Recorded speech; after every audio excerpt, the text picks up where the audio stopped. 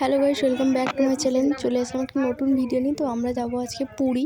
তো আমাদের হঠাৎ করে প্ল্যান হয় এবং হঠাৎ করেই বেরিয়ে পড়লাম আমরা দুজন মিলে, যার জন্য মানে কাল রাতে প্ল্যান হয়েছে, আজকে রাতে যাওয়া হচ্ছে আর কি। তো এখন সবাই বাসে উঠে পড়েছি। তারপর অনেকক্ষণ যাওয়ার পর যে বেলদার এখানে দাঁড়িয়েছিল, সকালে পৌঁছাবো ফার্স্ট নন্দনকানন। তো সকাল সকাল নন্দনকাননে পৌঁছে গেছিলাম, দিয়ে ব্রাশ করে টিফিন করে বেরিয়ে পড়লাম এইখানটাকে ঘোরার জন্য। টিকিট কেটে এর ভিতরে চলে এলাম। ফার্স্টে একটা জলের ফোয়ারা খুব সুন্দর লাগলো, তো সেটাই ভিডিও করে নিলাম। এখান থেকে ভিডিওটা শুরু করলাম। তো চলো ভিডিওতে কী কী আছে দেখি আর তোমাদেরও সেটা শেয়ার করি।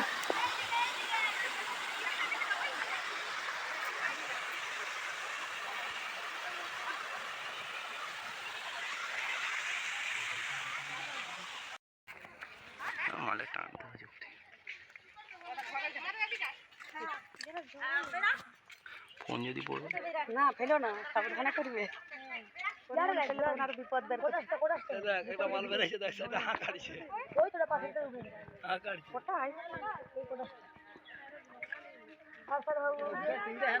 আরো আছে, গাদা আছে।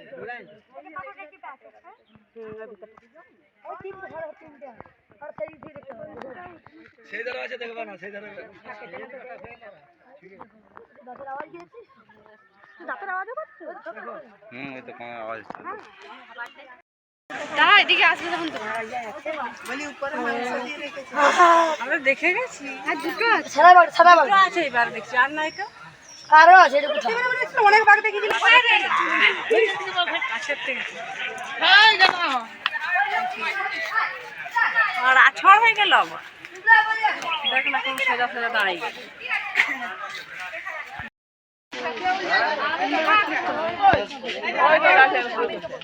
আছে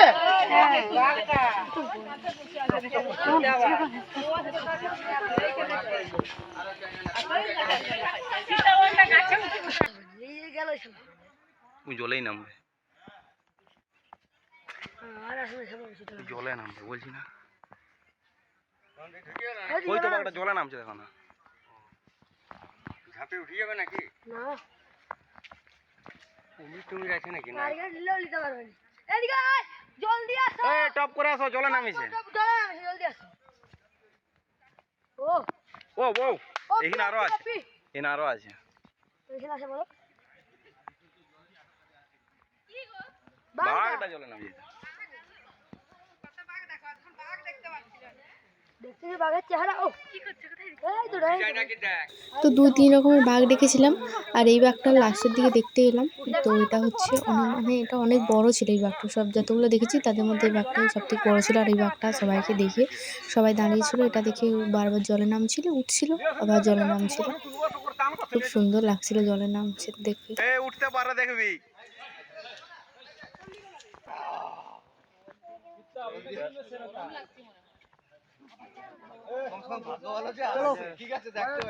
অনেক সামনা সামনে।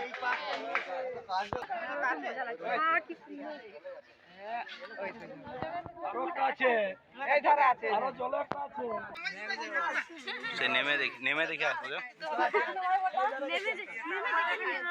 ওয়াও, কি লাগছে তো।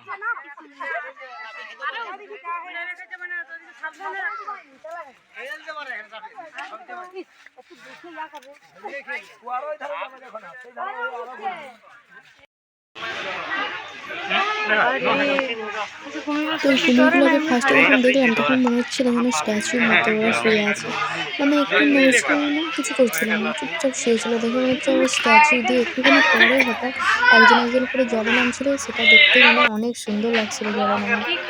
এই যে দেখো, তোমাদের দেখাচ্ছি।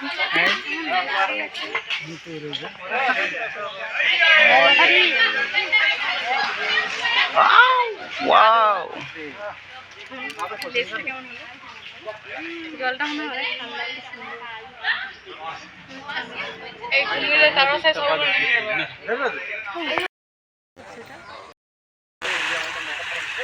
পুরো জালতি দিয়ে রেখেছে। কোন হাত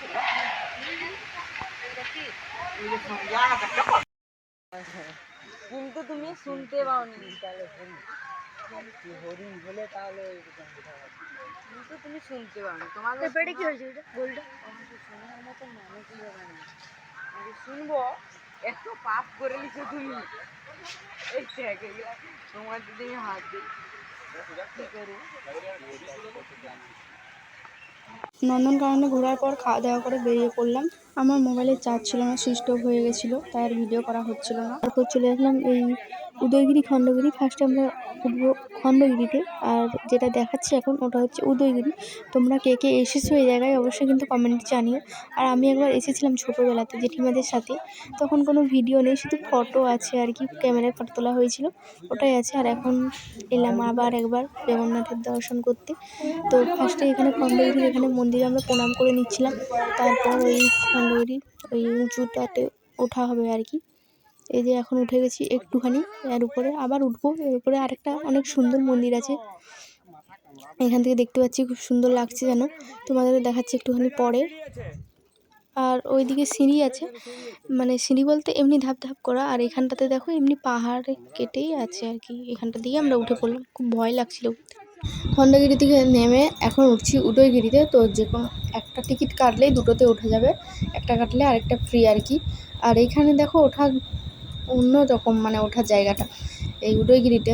আর এখান থেকে মন্দিরটা দেখতে অনেক সুন্দর লাগছিল, তাকে বলা হয় অসাধারণ, মানে সাদা কালারের তো, তার জন্য খুব সুন্দর লাগছিল দেখতে। আর আমরা এখনও ওই উপরটাতে ওঠা বাকি আছে, এই এমনি উপরটাতে উঠলাম আর কি।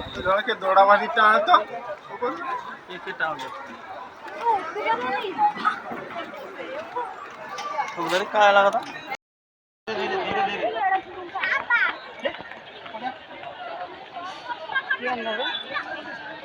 মন্দিরটা দেখো এখান থেকে হবে